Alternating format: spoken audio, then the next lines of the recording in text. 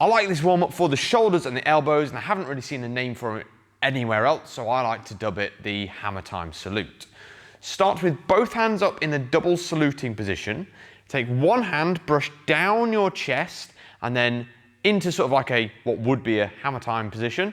Extend your arm out, rotate again, and bring it back to the double salute position. And then you do it again with the other hand, brush, extend, twist, and return.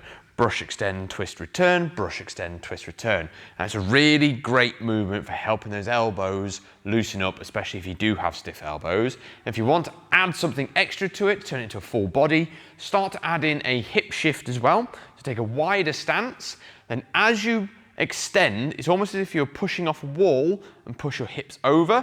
As your arm returns, your hips return. So down, push off the wall, arm return, hip return, down, push off the wall, arm return, hip return. And it's a really good warm-up for the shoulders and elbows. If you add in the hip shift, your hips and your knees to an extent as well.